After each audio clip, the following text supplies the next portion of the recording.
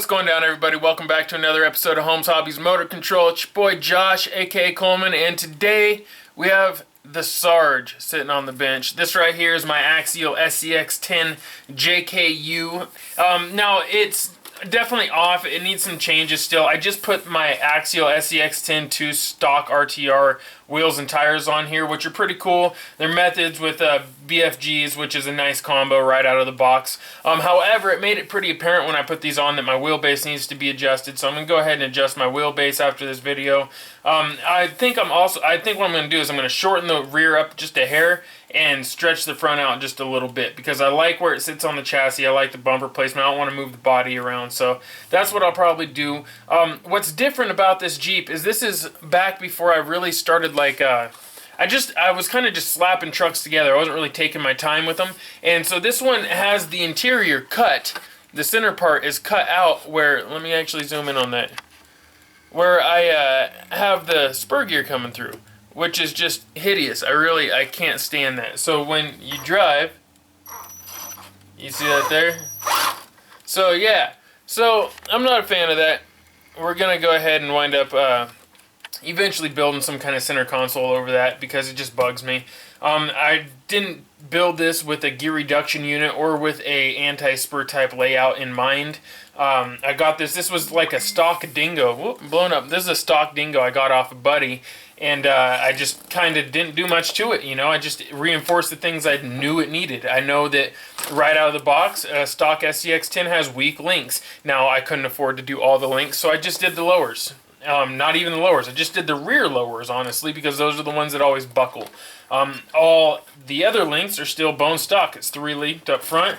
It still has the stock steering link up front. It's just reinforced with glue, which will still bend a little. So that'll all get replaced. I have all the stuff to replace. I just haven't gotten around to it. I built this just kind of have a rig for other people to use when they come over, and then that never really happened. It wound up just sitting on the shelf. So I do take it out sometimes and drive it, but not enough. It has some Holmes Hobbies products installed already. As you can see, it's got the BLS HV500 servo up front. Let me zoom in. I don't know if you guys can see that. Let's get up in there. There you go. So you can see it's got the Holmes Hobbies servo right there. Now this is the early model BLS HV500. This is not the newest one. However, I have not had any issues with it yet, so pretty stoked. It's been holding up. Now, given I haven't really beat on it a lot either, but eventually I'm going to. That is the plan. This also has a 21 turn Trailmaster Sport up in there, which is going to be really hard to see just because the way I've got everything here. Oh, I guess it'd be on the other side anyways. You still can't, it's hard to see. It's right there. You can kind of see the bottom poking out. But I've got a Trailmaster Sport in there. It's a 21 turn 550 can. And it does okay, as you can see. It's plenty of power, plenty of wheel speed, but here's my issue though.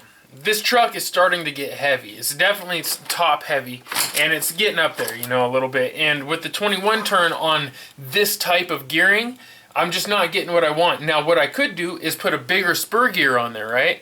But as you saw, I have it cut out in the center, and in order to do that, I'm going to have to cut it even more. And then it's going to be harder to hide in the future. So I don't want to put a bigger spur gear on it. Now I could do an ESP anti-spur setup where there is no spur and just divorce it, except for there's no room because of how I built this truck. And I don't want to have to rebuild the whole truck. I could do a smaller pinion, which there's no reason why I can't do that, except for I don't have one on me at this moment and it's raining outside and I don't want to walk over to the hobby shop in the rain. So I'm kind of being lazy. So what's the next solution? We just replace the motor. We're going to put a 35 turn Torque Master in there. This is a Sport Edition Torque Master. It's basically, it's already broken in. It's going to have a little bit more power than the Trailmaster series. However, it's also going to be broken in already, so I won't have to break it in. It's good to go. All I need to do is solder the wires on, install the pinion, and we're good to go. So what I'm going to do is I'm going to unplug this beast right now and go ahead and pull the motor out, swap over the wires and the pinion gear, put it back in, and see what happens. And right now I'm running on 3S, so it'll be nice to kind of see the difference. Alright. There we go. So now we've got the motor out. The wires are still in there, so what I'm going to wind up doing is desoldering it from right here and then resoldering it to the other motor.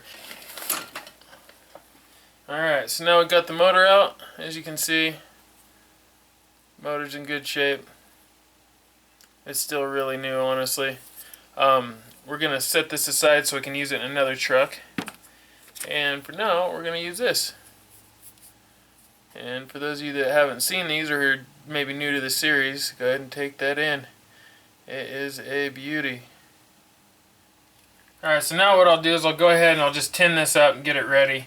I'm not entirely sure which side I'm going to wind up using, so I'm going to tin all 4 tabs.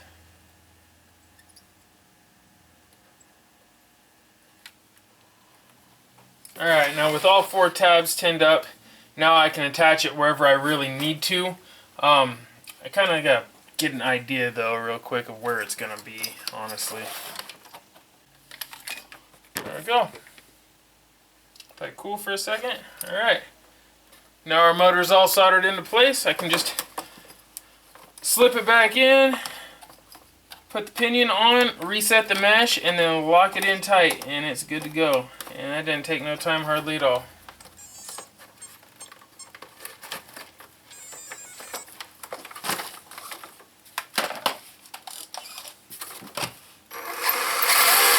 That's better. Oh.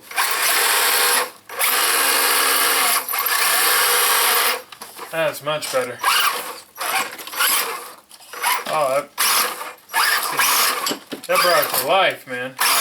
Wow. Actually, there's a little burnout.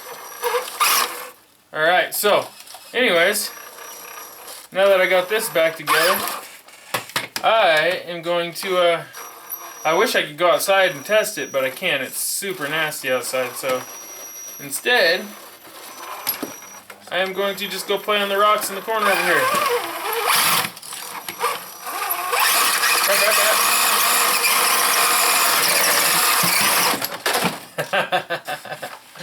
Alright, you guys, you know what it is. Thank you very much for tuning in. I'm going to see you on the next episode, which is probably coming up shortly after this one because I'm still playing catch up. But I should be caught up, hopefully, after today. So, thank you for tuning in. You know what it is. Peace and chicken grease, everybody.